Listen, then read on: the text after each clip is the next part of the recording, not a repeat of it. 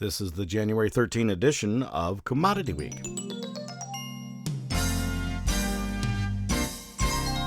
Todd Gleason services are made available to WILL by University of Illinois Extension. Well, welcome to Commodity Week. I am Todd Gleason. Our panelists for the day include Brian Stark of the Andersons, Dale Durchholz of Grain Cycles, and Sherman Newlin of Risk Management Commodities. Commodity Week is a production of Illinois Public Media. It's public radio for the farming world. Find us online at willag.org, willag.org. And there right now you'll find a way to sign up for this coming week's Conservation Cropping Seminar that's to take place at the Illinois Department of Agriculture on Wednesday from 9 a.m. to 3 p.m. Central Time. This is a hybrid event. You can check out the registration. The cost is $25 if you come to the Department of Ag on the fairgrounds in Springfield, or $15 if you're online. In person, of course, there's a meal included. This should be a fantastic day. Includes topics on natural resources, technology. Dr. Shalimar Armstrong will be on hand from Purdue University. He's a leading expert in the area of conservation cropping, and in particular of cover crops. Betsy Bauer will be there, and many, many more, including a farmer panel discussion about their experiences with conservation cropping. You can join this hybrid event online or in person. Sign up right now. All the details are at willag.org. Now, let's begin our conversation. We'll start with Brian Stark from the Andersons. Thank you, Brian, for being with us. Can you give me your early assessment of the numbers USDA released this week? I think the biggest thing, Todd, that caught the trade by surprise was the 1.6 million acreage cut in harvested acres for corn. It took production down 200 million. Which then allowed the government, we know we've been slow on export demand. Most of us in the industry thought we might see slower cuts on some of the corn demand side, maybe 75 to a possibly 100 million slash. They were able to, obviously, with the drop in production that was unexpected, slash export demand 150 million. I think now, once they've done that, we have some work to do with the balance sheet still declining, even with all those changes because of the surprising cut in acreage. We're still lower 15 million month over month, and obviously a very tight scenario that the market has to be aware of as we start to hone in and focus on acreage going forward in the spring. From that perspective. From your view here in East Central Illinois of demand, of consumption, can you start with feed, move through exports, and then we probably really need to talk about the ethanol and the number USDA didn't change? Yeah, I think from a feed perspective, it feels like, the stocks number was mostly in line with what people were saying. And I think as you go forward, animal numbers continue to be fairly stable. So I'm not expecting a lot of change, but when you see changes in production, the government tends to adjust feed usage based on how small or big the crop is. So, a 25 million cut in feed may or may not be warranted yesterday when we were looking at things. And I think because they did that, we haven't really adjusted on the ethanol side. And we know here recently driving demand is below same time last year. Margins are a little bit tight for the ethanol perspective today. So it felt like we might see a cut in ethanol demand simply based on what we're seeing from a gasoline demand usage standpoint. I still think that could come here down the road. And then, as I highlighted earlier, on the export side, the other component, you've already slashed. I think the current pace the government was seeing before the numbers came out, we were running about 300 million behind pace. They were able to obviously adjust 50% of that.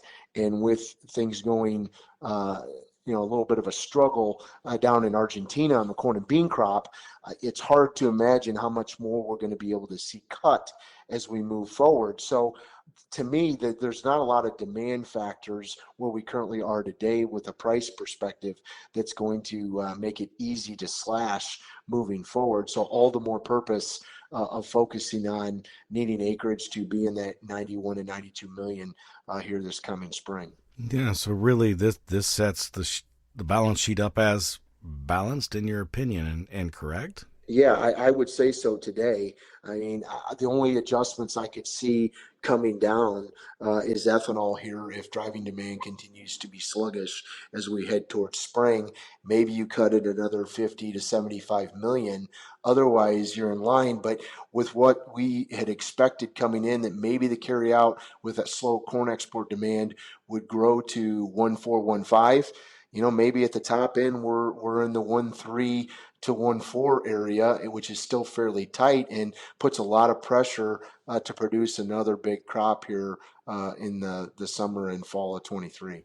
So given, and we can talk about the soybean numbers in just a second, but given the soybean figures that were released, the corn numbers appear supportive to sideways on their own. Is that what you're trying to tell me?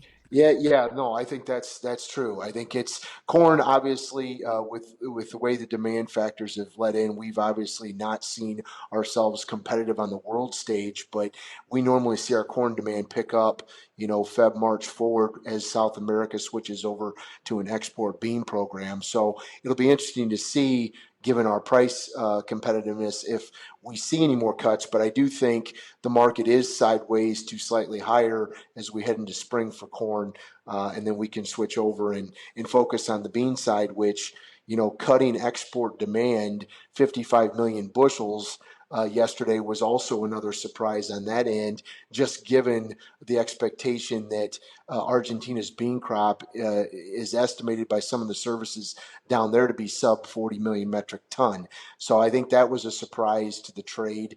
We may see something down the road of a sub 200 million carryout on soybeans. That would be a low carryout and would set up, I suppose, that need for an acreage battle, but might not come until after the February crop setting dates?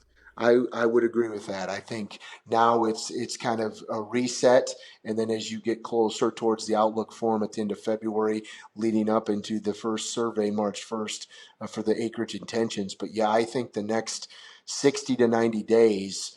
There's going to be a pull and tug between corn and beans on how we balance the acreage that we're going to intend to plant this spring. Up until this point, farmers have been strong holders, and apparently rightfully so, of corn. Should they remain that way? I think from a future standpoint, yes. I think what we've seen from a cash grain perspective, even starting back last month in December, grain movement has been very good. I think one of the things that we've tried to point out from a risk management perspective is the higher interest rates and the cost of interest in the component of carry. There's not a lot of carry on the board for corn and beans. And so any type of bushel you're holding on farm, you have to earn in the cash carry through the basis. The higher the futures go, and the best movement that we've seen the last couple months kind of leads pressure on basis. And I think the board will present some opportunities, but I think scale selling into rallies is still the appropriate thing to do on corn and soybeans, especially if a grower can get $15 cash for soybeans, given some of the yields in this area. That's really good revenue. On the corn side, I think there's probably a chance we see a $7 board price at some point again. But again, it could be 3 months down the road as we talk about acres and what else we need to do to ration. So I think the risk of carrying with a lack of carry in the market presents a challenge. So I've been encouraging growers to at least take advantage of strong basis when it happens and move grain. Right now in the spot, we're seeing some of that happen already because basis has come under pressure. And obviously, the higher the board goes, the less work the basis has to do to generate movement. Did the calculus for new crop corn and soybean sales change yesterday? I don't think so, in my perspective, because I think both balance sheets are fairly tight. And I think ultimately the grower has to figure out his input costs, look at what he expects to generate. And I think that's the telltale sign of what everyone needs to see to increase or balance their acreage mix. I still am of the belief that sub $6 D's 23 corn does not get the 92 million acres that we probably need to see planted this spring. Hey, thank you. I appreciate you taking the time with me. Yep. Thanks, Todd. Brian Stark is from the Andersons right here in Champaign County. Dale Durchholz, let's turn to you now from Grain Cycles. I'd like you to take us through the winter wheat seedings report. I don't look at it very closely. In fact, I haven't looked at it at all as we're talking on Thursday. Can you tell me about those numbers? Most people probably didn't pay much attention to it, but probably one of the more interesting set of data points that came out of the USDA with the January reports. The total winter wheat seedings were 36.95 million acres. That was the largest winter wheat seeding going back to 2015. You start talking about a long ways back, and then when you start breaking it down and start looking at some of the individuals, you really see that it's even bigger than that. The hard red winter, 25.3 million, is the biggest since 2014, and the soft red, 7.9 million acres, goes all the way back to 2013, I think it is. So, we had the largest winter wheat seeding numbers by far in a long time. What does that tell you either about prospective plantings for corn and soybeans, or maybe more importantly for me at the moment, where this marketplace is for wheat, and then we'll work that into the rest of them? Well, I don't know that it tells me anything about corn and soybean plantings because, if you're planting more wheat, then you basically start going, okay, where is other acreage going to give at this point in time? Maybe the soft red wheat number there, 7.9 million acres, the intentions being the biggest going back to 2011 or 2012, I think it is. Maybe that one's telling us a story because of the changes that were made with one of the pieces of legislation this last year that affects crop insurance, because we opened up to producers in more northerly areas, and when I speak northerly, not way north, but even up into northern Illinois, that could potentially plant double crop beans and qualify for insurance coverage on those double crop beans, even though they had never had a double crop before. And I wonder if that didn't have some impact on some of the soft red plantings. The hard red plantings being up, I think that was just producers going, my crop insurance guarantees look good. Yeah, the weather conditions look awful. Let's go put the seed in. We won't put any fertilizer down or very much fertilizer down. And we'll just play a game of hold and hope. If it doesn't work out, I'll rip it up and plant it to something else in the spring. But they were trying to look to take advantage of that crop insurance coverage, I think. Yeah, that would make sense with the wheat mill that is in Mendota, Illinois now, owned by ADM, and they contract grow. So I suppose that could be the push that happened there. Can you give me a sense of where these are, wheat that is, in your cycle analysis? Well, it was interesting. I put out a piece back in the middle part of December, and we had that hard, vicious collapse in there, and we got nearby futures right down against the $7 mark. New July was down at $7.40, which when you look at a continuous July contract, that was a critical support point or a retracement support point. We're coming back and retesting those with the break we've had here over the last week now. But going back into that period, you look at the action, you look at the timing, you look at everything, and it said, this could be setting up for a pretty important bottom. Wheat normally has a seasonal pattern, so you don't tend to look at other shorter term cycles a whole lot, but every once in a while a 40-week will pop out, and it was timed perfectly for a 40-week low. Last year we had a 6-year low in the wheat, but the thing that worries me when I start looking forward is that next summer, and I'm kind of leaning towards late summer, we might find a 9-year low come in the wheat market. So whatever strength we get here in the winter months out of this wheat, I'm real nervous that we open the door for renewed weakness out in there, which would argue at this point anyway, we got a good crop that could happen in 23. And does that cycle, then, that good crop for wheat, if it comes to fruition, the cycle low that you're thinking maybe comes in August, does it pair up with any other cycles, whether they're for soybeans or corn? Usually they come, I think, after wheat sometimes, but maybe there's a different timing that you can talk about. Well, when you look at these long-term cycles, corn tends to be dominated by a couple of 24 to 26 month lows, seems to work through the corn market. And the other one there that you really look at in corn is a 5.5 year, and the 5.5 year actually bottomed in 2020, so it's a ways off too. The only other one that really comes close is that it looks to me like when you get into late spring, maybe even into very early summer, we got a 3 year low in beans due. So, that may be playing into the mix. On a broader sense, I look at commodity indices and maybe even crude oil as well, having a 3 year low due out here towards the end of spring, beginning of summer. So maybe the wheat's going to be in part tied to that somehow. USDA made changes, some significant changes in both the corn and soybean supply and demand sheets today. However, the bottom lines didn't change very much. I think down 15 million for corn for ending stocks for the old crop, and down 10 million for soybeans. So not a big change on the bottom line, but there was a lot of finagling. What did you make of those numbers through the day? Well, I think the B numbers are probably the more interesting of the two when you look at corn and beans themselves.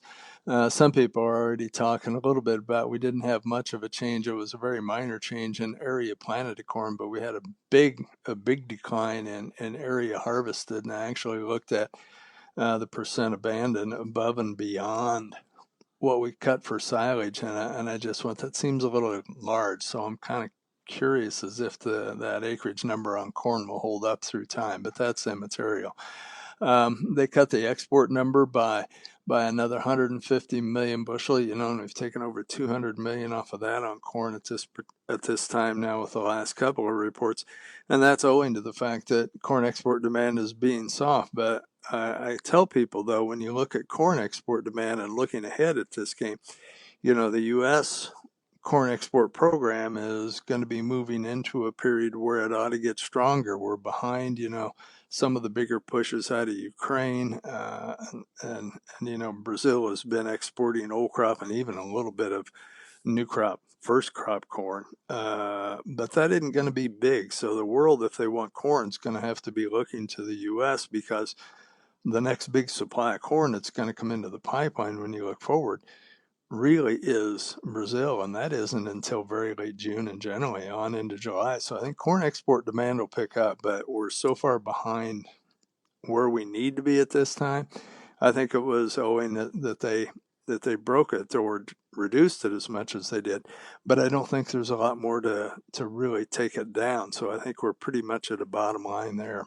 Beans, I think the change in the export number in beans was just a response of, we don't want to take our carryout number below 210, and where are we going to put it? So it had to come out of the bean export realistically. And I think generally when I look at a good crop coming out of Brazil, and there is going to be a good crop coming out of Brazil, I think our exports in beans are probably going to really start to dry up pretty rapidly now. Would you characterize today's reports for each of the crops as bullish, neutral, or bearish? Boy, I would say they weren't bearish. The wheat, maybe you could say the acreage is a little bearish, but I think a lot of people are going to take a pass on that because they do have a history of changing somewhat as you look forward anyway. And I think still the concern about the poor condition of the winter crop out in the plains in particular is going to keep people from pressing that too much. The corn overall, even though, you can say we didn't reduce the carryout much, or the beans, we didn't reduce the carryout much, the internals, it looks like they were forced to make some of those changes to keep those carryouts from going down. So I think people are going to characterize them a little bit more as being somewhat positive, but I don't see anything really as being wildly bullish at all. Any advice for producers as they think about old or new crop sales for corn and beans? Well, the way I look at things, and this has been something I've been thinking about going back into December, when it looked like the corn put in a low back in early December. The beans looked to be back then even like they could strengthen a little bit, and then we had that wheat play. I'd been looking ahead for a point as we get on into midwinter, maybe a little bit deeper. I think early March is the latest we can play to make some sales. right now, old crop, I'm targeting something up around 1560, 1570 on March futures to make some sales of beans or on corn. I look at March futures getting up somewhere 685, 690ish, to really be making some sales again. And the minute I start making old crop sales, I'm going to be making new crop sales. I do not want to hold things into spring this year. All right. Thank you very much. Good talking to you. Dale Durchholz, of course, is with Grain Cycles. He's in Bloomington, Illinois. We're also joined today by Sherman Newlin at Risk Management Commodities out of Hudsonville, Illinois. Hi, thanks for being with us. You're a broker and a farmer, and you also went out on the crop tour last summer. And I was wondering about this acreage figure that changed from USDA. Did you see anything during the crop tour because you were running through the western states that you missed then that maybe this reminded you of? Yeah, I mean, you're right. I did go on that western leg, in Nebraska, southern part of South Dakota. I mean, was really bad. Nebraska was really bad. I mean, we don't get down into Kansas, but, as you saw from the report, Kansas acreage dropped, harvested acres dropped 13.8%. South Dakota dropped 4.6%. Nebraska was a big one, dropped, 5.2%. And it was like, oh, yeah, okay, that's where either they chopped it for silage, or they just abandoned it, one or the other. And if you do chop for silage, a lot of times if the corn's not there, you got to take more acres to get more fodder, to fill your silos that you typically want to get full. So you think these numbers on the acreage drop, and it was fairly large, 1.7 million acres, is that right? 1.6. Yeah. Mm-hmm. Yeah. Do you think that's a good drop? Yeah, I mean, I believe it. I'm not going to argue those numbers at all. I mean, from what we saw out there, I mean, you drop the acres, you're going to bump the yield up a little bit because you have less acres. So, no, I think it's a good number. Anything else from the reports that piqued your interest? I mean, yeah, obviously the acreage was a big one. Wheat acres were higher than most expected. I mean, we were expecting higher acres. I mean, like I said earlier, I mean, I farm. When it came time to go find some wheat seed, it was very, very hard to find and tight. So we knew there were going to be more acres, to this extent, not necessarily maybe quite that much, but it was a surprise, and I think that's going to come back around to our acreage mix this spring. I mean, there's a lot of folks out there thinking 92 million corn acres, 95 million corn acres. I guess I'm not in that camp, because the wheat acres will take away from it. I think expenses are going to be up, so maybe we're in that 90 to 91 million acreage for corn. But I also realize cotton prices are not good, and we could pick up some corn acres in the south from there, or the spring wheat acres at guys up north. We could not maybe plant as much spring wheat and maybe go to corn or beans up there. So those are some of the things we're looking at. They also lowered the South American numbers, not as much as the private forecasters down there did, but that is a step in the right direction. They did acknowledge that. And I think that's going to be supportive, for a while going forward until we see some rain develop. I mean, do they keep calling for rain down there? But it's always 10 days out. And so far it really hasn't happened. I think their crop ratings down there, good to excellent, are in the single digits for corn and beans right now. So I think that's going to, give some support to this market going forward. If the United States is going to need 90 million plus acres for corn, how many soybean acres are available? Well, again, you might be surprised. I mean, they were, I think, it's calling for 87 and a half. I mean, it's going to be higher than that. I mean, as a producer, I'm looking, gosh, we like to plant corn, but you're looking at, $14 futures, $13.60 cash most places because of our basis, compared to $5.60 corn. I don't know. I'm leaning more beans, but with the added wheat acres, a lot of those will be double cropped.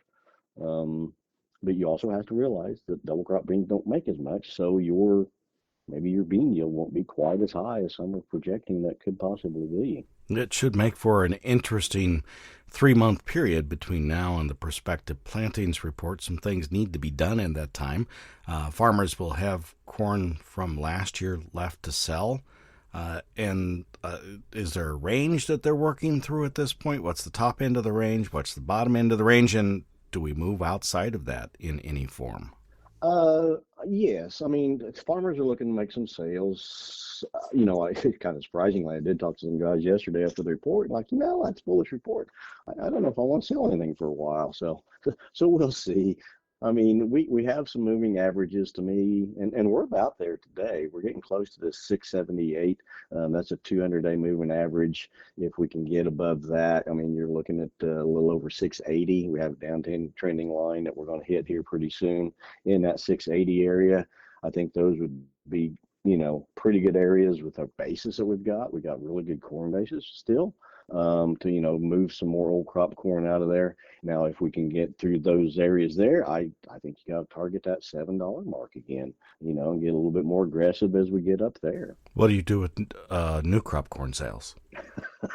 New crop corn, I'm hoping, like I said, I don't like the 560 price or 570 necessarily.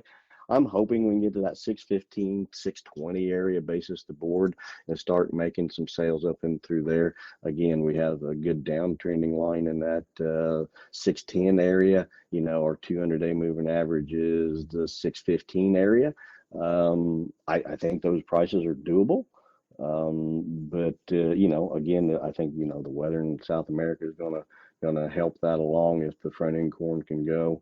And, I think you have to make some sales up in that area to start with. I don't know how aggressive I want to be, but at the same time, we don't want to, let some good prices slip away. Maybe we use more put options, put spreads, because if we do have a good year, our carryout could grow quite a bit, and we could be looking at significantly lower prices than what we're looking at now. The South American crop for soybeans, most of that built in at this point, given the drop in Argentine crop size, maybe not into the USDA and world numbers from WASDE, but at least into the marketplace, do you think, at this time? Yeah, I mean, a lot of these numbers, I think we've been trading. I mean, we knew Brazil was going to have a big crop. We know Argentina is going, is shrinking. I think there's a big question mark out there as to what China does. I know USDA lowered what they thought China was going to import by 2 million metric ton, but, they're trying to open up. I want to go back to the fact that maybe, the second half of the year, the third quarter, you get into August on harvest time, they start really coming in and buying. I mean, they said their daily usage of crude oil is going to increase by 1 million barrels a day. If they would actually get opening up and get buying and traveling and doing things like that, I think demand could be a surprise going down the road. Could it also be a surprise for corn, given the deal that they've made with Brazil? Yeah, no, that's Brazil and China is getting to be buddy for sure. I mean, they're wanting to, buy a lot of corn from Brazil, and we'll have to see how their second crop goes, because we know, they'll want to go down there and get that, but that's not going to be till June or July before they have that crop available. So we'll have to watch the weather all through spring for them to see how it turns out for their corn crop down there. If they have a dry spell and their crop looks to be getting smaller for corn, I think that could push some, with Argentina being short, and I think that could push some sales our way, hopefully. But we do need to see some corn sales pick up. We definitely have to. I mean, they cut exports 150 million bushel yesterday.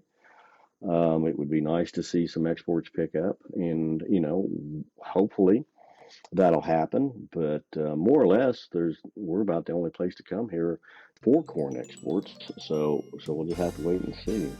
You've been listening to Commodity Week from Illinois Public Media. It's public radio for the farming world. You may hear the whole of the program anytime you'd like on our website at willag.org, or look it up in your favorite podcast application. Just search out Commodity Week. Our thanks go to our panelists this week, including Sherman Newlin, Brian Stark, and Dale Durchholz. I'm University of Illinois Extension's Todd Gleason.